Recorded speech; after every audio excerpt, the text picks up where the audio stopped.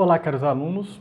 No momento que eu estava preparando essa aula, eu acabei de ver uma notícia na internet, falando sobre a fotografia de um buraco negro. Isso veio a calhar com o que eu vou falar nessa aula, que é exatamente sobre o criacionismo e o evolucionismo. Ou seja, se a gente pensa em um início, que tem um Deus criador, para a questão do mundo ou para o próprio homem, ou se a gente pensa como uma evolução, as duas concepções são contraditórias.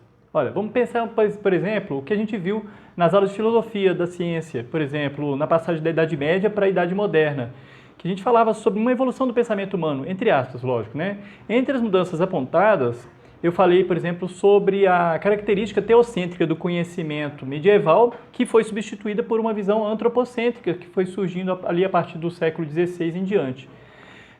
O pensamento iluminista, por exemplo, foi um resultado dessa evolução do pensamento de Rousseau, Kant, entre outros.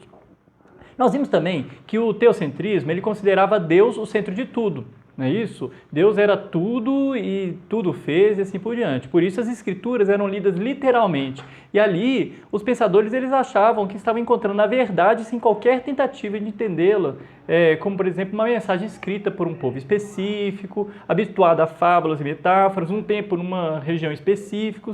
Isso é, sem contextualizar o que estava escrito na Bíblia, por exemplo.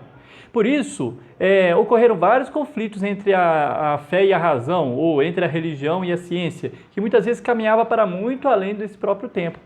Mas, nem por isso, os cientistas também, a gente pode dizer que eles eram infalíveis, eles também cometeram erros. Nós sabemos, diante de tantas mudanças do pensamento científico, entre elas aquela que considerava o geocentrismo, ou seja, a Terra como centro do universo, que mudou para o heliocentrismo, focando na ideia de que o Sol seria o centro do universo, e hoje a gente sabe que nem o Sol mais é considerado. Focando na mudança com o crescimento da influência do pensamento científico, todos os conhecimentos eles foram se voltando para o ser humano.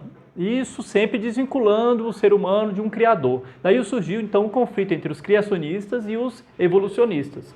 Os primeiros, os criacionistas, eles consideravam o homem e o mundo como criação direta de Deus, e os evolucionistas eles propõem a evolução gradativa, como por exemplo no caso do ser humano. Nós temos as teorias do Linneu, do Lamarck, Charles Darwin, entre outros. Olha, a humanidade, hoje, ela vai se dividindo aí.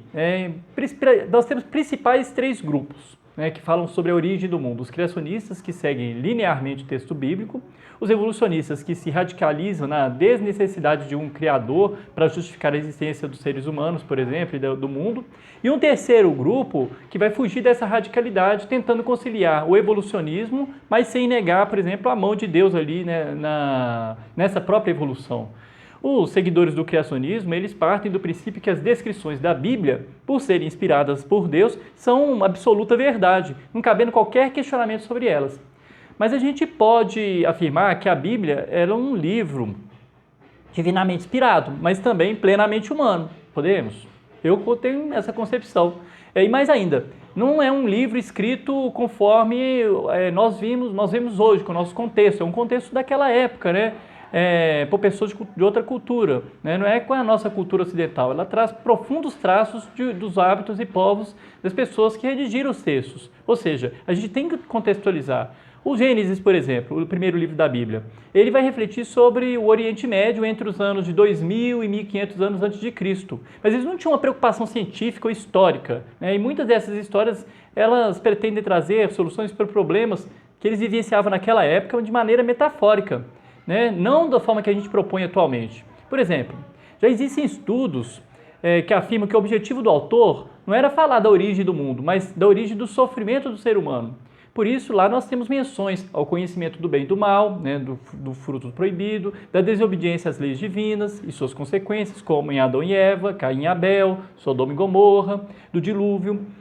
Mas sempre com uma visão que coloca Deus escrevendo em linhas tortas, ou seja, fazendo o bem do mal que o homem faz, mais ou menos assim, Já os evolucionistas, eles negam a interferência e até mesmo a existência de um Deus. Eles afirmam que houve uma evolução a partir, por exemplo, de seres primitivos, ou que o mundo surge por um evento cósmico como o Big Bang, e a partir daí vão se evoluindo. Também tem a teoria do buraco negro e assim por diante.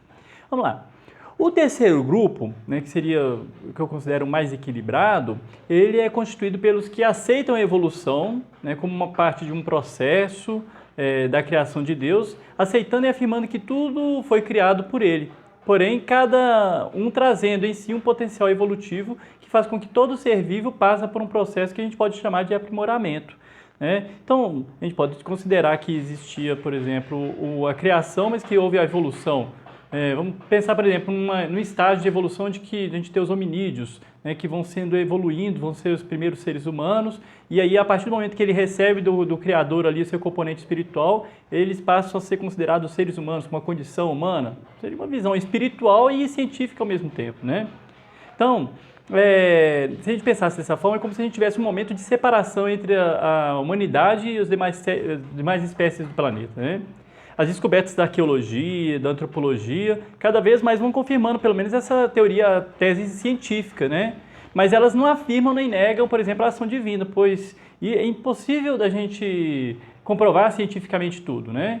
Então não dá para poder você ter uma negação nem uma afirmação de determinadas coisas.